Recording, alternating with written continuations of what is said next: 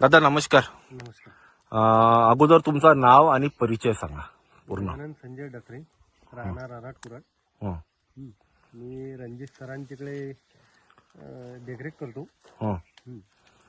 म्हणजे हे रणजित घारफाडकर सर जे आहे हा, त्यांचं हे फार्म हाऊस आहे. त्यांचं फार्म तिथं हे सीताफळाची लागवड वगैरे सरांनी केलेली आहे बरोबर. 3 वर्ष झालेले आहे. 3 वर्षाचे झाड आहेत. तर मला सांगा, आपण इथं ग्रीन लॅब कृषीटेक अंतर्गत इथं ट्रीटमेंट घेतलेली आहे हा. बरोबर.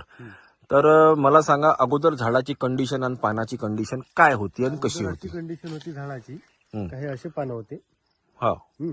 हं. आता अशी झाली आहे, तर आता अशी शेंडे झालेली, हिरवे झाले. तोडू नका. हं. बरं ठीक आहे. तर आता ट्रीटमेंट आपण जवळपास मी मागच्या महिन्यात 17 तारखेला मी इथं आलो होतो. हा. त्याच्यानंतर 2-3 दिवसांना हे ट्रीटमेंट इथं सुरू 17 झाली. नोव्हेंबर पासून ट्रीटमेंट चालू झाली त्यांची. 17 नोव्हेंबर पासून ट्रीटमेंट सुरू झाली. तर जवळपास आजची तारीख किती आहे? आजची तारीख आहे 18 डिसेंबर आहे. 18 डिसेंबर. म्हणजे आता 17 तारखेला मी आलो, 20 तारखेपासून जवळपास ट्रीटमेंट सुरू झाली बरोबर आहे. 1 महिना लगभग होता. हा, लगभग आता 3 आठवड्यात तुम्हाला याच्यामध्ये काय फरक जाणवला मला सांगा. 3 आठवड्यात आम्हाला फरक जाणवला आता 1 फुटाचा.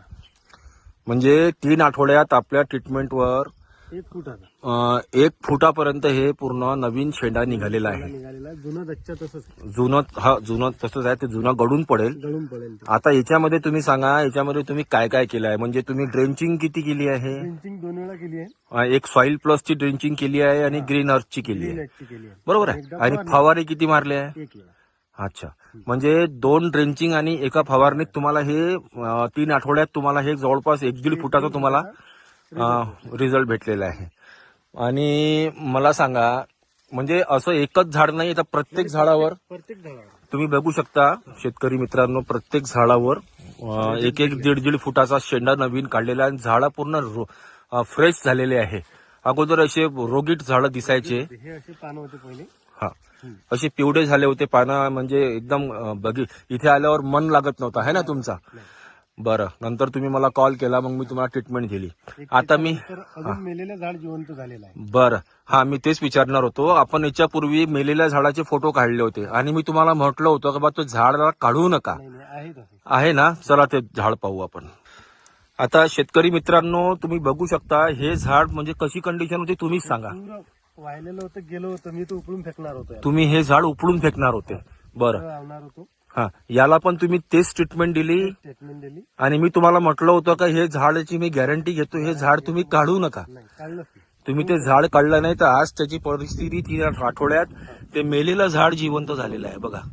म्हणजे खालून पण बुडापासून तो फुटवे काढत आहे आणि एकदम फ्रेश असे फुटवे आलेले आहे. अजून एक झाड होतं बघा. हे इकडेच आहे माझं. हा, ते झाड.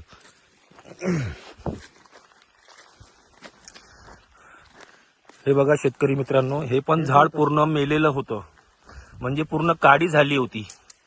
आणि मी त्यांना म्हटलं होतं की बा हे झाड काढू नका, हे झाड पुनर्जीवित झालेलं आहे. आणि मला सांगा, जे ट्रीटमेंट तुम्हाला मी दिली ते करण्यासाठी सोपी आहे का अवघड आहे? सोपी आहे, सोपी. म्हणजे 1 लिटर औषध ड्राम मध्ये टाका आणि ड्रेंचिंग करत चला. करत चाला, काही फरक नाही. म्हणजे आता तुम्हाला काय वाटते, बऱ्यापैकी या ट्रीटमेंटमुळे तुम्हाला फायदा होईल समोर जाऊन? होईल ना. बिलकुल 100% फायदा होईल. तर सध्याचे एका महिन्यात असतं 75% रिझल्ट आहे. हा, आता अजून आपल्याला म्हणजे अजून 2 ड्रेंचिंगच झालेले आहे आणि 1च फवारा झालेला आहे.